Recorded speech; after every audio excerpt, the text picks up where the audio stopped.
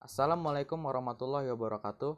Nama saya Rasendria Sultan Alfiansyah dari kelas 12 MIA 5. Saya akan menyampaikan materi perekonomian Alibaba.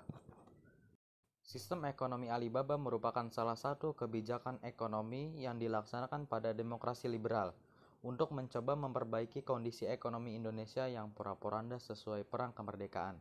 Penggunaan Alibaba berasal dari julukan Ali, sebutan sebagai pengusaha pribumi, dan Baba, sebutan sebagai pengusaha non-pribumi. Sistem ekonomi ini dicetuskan oleh Kabinet Ali Sastro Amijoyo. Kebijakan ini diterapkan pada masa Menteri Perekonomian Mr. Ikak Cokro Hadisuryo yang menjabat pada masa Kabinet Ali Sastro Amijoyo 30 Juli 1953 sampai 12 Agustus 1955. Kebijakan ini bertujuan memperbaiki perekonomian sekaligus meningkatkan kondisi ekonomi kaum pribumi. Pada masa itu, kaum pribumi banyak tertinggal dibandingkan kaum non-pribumi, keturunan Eropa, Arab, dan Cina. Karena itu, pemerintah berusaha mengatasi kondisi ini dengan mewajibkan pengusaha non-pribumi untuk bekerja sama dalam perusahaannya dengan pengusaha pribumi. Selain itu, mereka juga diwajibkan memberi pelatihan pada para pengusaha dan pekerja pribumi.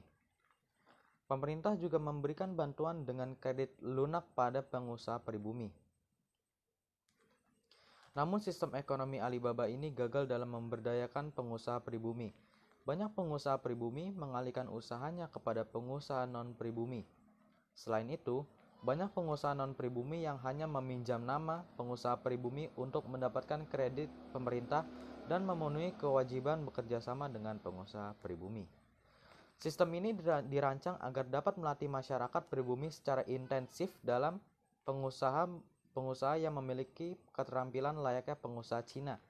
Latihan yang diberikan antara lain adalah latihan keterampilan bagi masyarakat pribumi dan juga kesempatan kredit beserta izin bagi usaha-usaha seperti izin impor.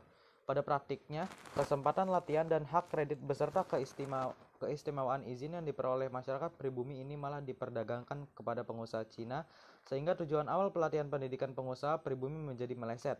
Selain itu, mental calon pengusaha pribumi masih jauh dari semangat wirausaha, seperti sering melakukan kredit untuk kepentingan konsumsi pribadi. Dalam menjalankan sistem ini, ekonomi Alibaba ini memiliki 3 langkah sebagai berikut. Pengusaha non-pribumi harus dan wajib memberi pelatihan untuk pekerja pribumi supaya bisa menduduki jabatan-jabatan staf di perusahaan negara. Pemerintah mendirikan perusahaan-perusahaan negara. Pemerintah memberikan kredit dan lisensi untuk usaha-usaha swasta nasional. Secara sederhana berikut rangkuman tujuan sistem ekonomi Alibaba. Memajukan pengusaha pribumi, supaya para pengusaha pribumi bekerja sama untuk kemajuan ekonomi nasional, menumbuhkan dan mengembangkan pengusaha swasta nasional lokal pribumi dalam rangka merombak ekonomi kolonial menjadi ekonomi nasional. Memajukan ekonomi Indonesia harus menjalin kerjasama antara pengusaha pribumi dan non-pribumi. Sekian materi dari saya, kurang lebihnya mohon maaf. Wassalamualaikum warahmatullahi wabarakatuh.